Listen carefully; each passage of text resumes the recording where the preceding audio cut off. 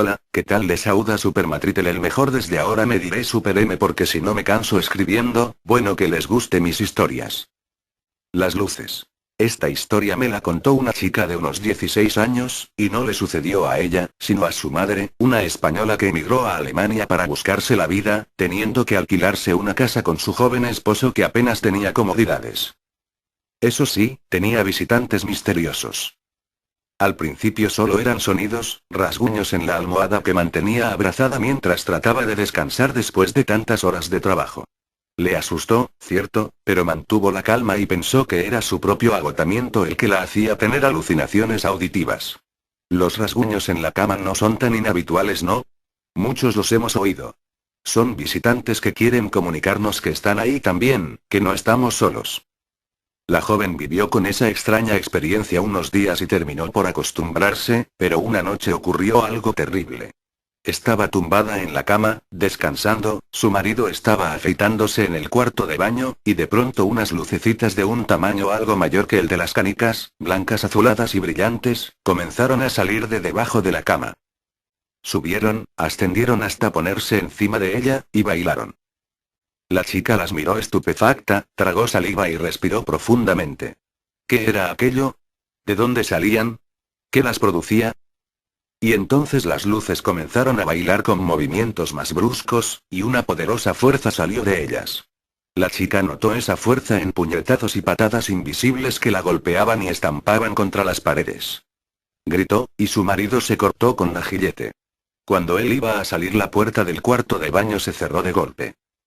La joven española emigrante sufrió una paliza que la dejó destrozada, y no pudo hacer una denuncia, porque ¿en qué comisaría de policía iban a escuchar semejante historia sin echarse a reír? No volvió a ocurrirle porque volvió a España entre lágrimas y terrores. Durante años jamás contó la historia, y cuando lo hizo, fue para contárselo a su hija, mi confidente, quien me confesó que su madre no podía hablar del tema sin echarse a llorar y a temblar. No es para menos. Su hija también lloró al contármelo. El aniversario. Esta historia me la contó una estudiante de 14 años en un arrebato de intimidad. El suceso lo vivieron sus padres, a los que llamaremos Ángela y Martín. Recuerdo sus nombres reales, pero ya sabéis. Aquella noche Ángela y Martín se acostaron como de costumbre. Martín se durmió rápidamente, pero Ángela tenía el sueño más flojo, de modo que cuando empezaron los arañazos ella los oyó y se puso alerta. Lo primero que pensó al oír ruidos que no supo identificar debido al miedo, fue que habían entrado ladrones en la casa. Despertó a su marido sin abrir siquiera la luz y le pidió que escuchara y mirara de ver si había entrado alguien al hogar. Martín se despertó, escuchó y dijo: son arañazos, será el perro. Si apenas hacer movimiento encendieron la luz y vieron al animal dormido a los pies de la cama. No había sido él. Volvieron a apagar la luz, pero esta vez se reanudaron los arañazos, y cada vez parecía más claro que se estaban haciendo en la puerta cerrada de la habitación. Martín dijo en voz baja a Ángela que igual era un ratón, y que si era así, lo pillaría, porque los ratones, al ver una luz, se quedaban inmóviles momentáneamente. Y lo hizo, pero la luz demostró que allí no había ratones. Despertaron al perro, que se puso nervioso. Volvieron a hacer otra prueba y cada vez que apagaban la luz se escuchaban los rasguños sobre la madera de la puerta. Martín decidió abrir la luz y levantarse y, con bastante miedo, según confesaría, se dirigió a la puerta, la abrió y miró ceñudamente a ambos lados. Nada. Se dirigió hacia la cocina con Ángela siguiendo sus pasos.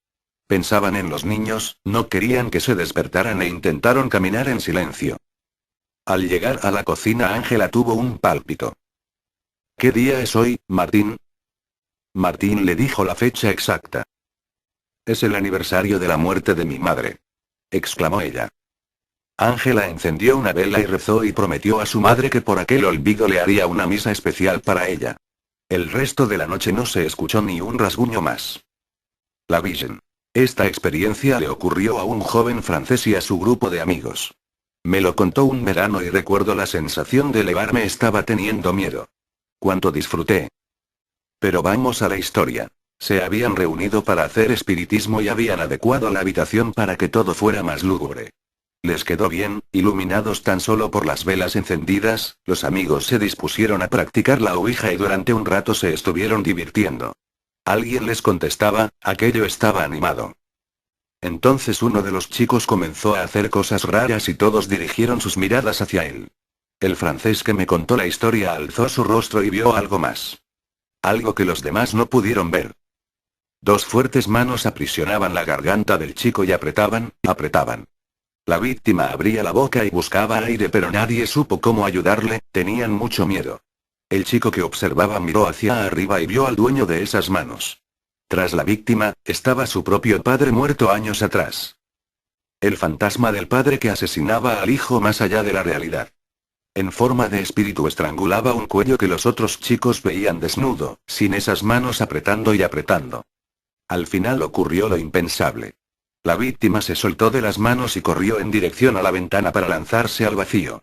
Los amigos actuaron rápido esta vez y consiguieron cogerlo de las piernas salvándole la vida. No sé qué habrá sido de aquel joven. Alguien observando a la chica protagonista la hemos llamado Lorena. Lorena solía pasar muchas horas sentadas frente a un libro o una máquina de escribir o unos folios porque le gustaba leer y escribir. Se metía en su habitación y pasaba allí el tiempo tratando de hacer algo productivo por simple placer. En ocasiones notaba como si alguien le observase desde atrás.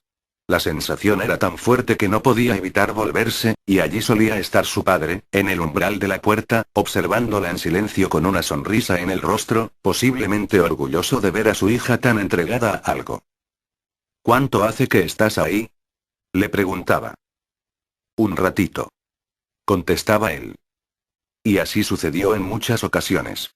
Lorena se acostumbró a saber que cuando notaba esa mirada en la nuca, insistente, invisible, detrás estaría su padre mirándola con cariño. Era bonito vivir una sensación así. Un día escuchó su nombre. ¿Qué?, preguntó al tiempo que giraba el rostro. Se asombró de ver que no había nadie, y entonces se preguntó si había escuchado una voz de hombre o de mujer y no supo contestarse. No le dio más importancia y siguió con sus quehaceres. Volvió a ocurrirle, y esta vez notó que la voz estaba pegada a su oído. Quien hubiera dicho Lorena lo tenía que haber dicho en un susurro firme justo en su oreja. Pero no había nadie, estaba completamente sola en la habitación. Tampoco esta vez hubiera sabido concretar si se trataba de una voz femenina o masculina, pero lo que sí tenía claro era que lo había oído lo suficientemente fuerte como para arrancarla de sus pensamientos. Su padre murió. Alguien le dijo que aquella casa estaba llena de espíritus que desde hacía mucho tiempo esperaban la llegada de su padre, y más tarde tendría oportunidad para comprobar si aquello era cierto o no. Pero esta es otra historia, no quiero desviarme. Lorena estaba una tarde en su habitación cuando notó a su padre en el umbral de la puerta. Se giró porque sabía que estaba ahí, como siempre, y la sonrisa desapareció de su rostro cuando recordó que su padre ya no estaba. Sintió un escalofrío porque sabía que aquella sensación había sido tan vívida y tan fuerte como cuando el hombre estaba vivo, y no supo qué pensar. De nuevo y durante un tiempo, siguió escuchando a alguien llamarle al oído y también la mirada clavada en la nuca, pero de nuevo y durante todo ese tiempo que duró, allí ya no había nadie. Mataos mutuamente. Esta es la historia de dos amigas que desde que tenían solo 9 años jugaban con el tablero de la Ouija. Cuando relató esta historia, tenía tan solo 13 años, y el hecho había ocurrido hacía apenas unas semanas. Yo os relataré su historia. Ojalá la protagonista lea esta historia y nos pueda dar más detalles. Las dos adolescentes entraron en una casa abandonada con el fin de invocar a algún espíritu, pero en esta ocasión, al contrario que las veces anteriores, en vez de venir un espíritu benigno, vino uno maligno. Aquel espíritu, mediante el tablero, les ordenó que hiciera lo que él les ordenaba o las mataría. Le preguntaron alucinadas qué quería. Mataos mutuamente fue su contestación. No dudaron en decirle que se fuera, pero el vaso se movía enérgico una y otra vez hacia el no del tablero.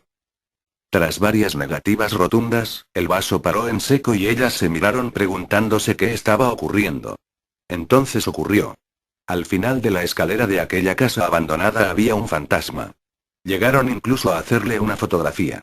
En aquel mismo momento escucharon un crujido y al girarse vieron que el vaso de cristal se había roto. Al mismo tiempo el fantasma desaparecía.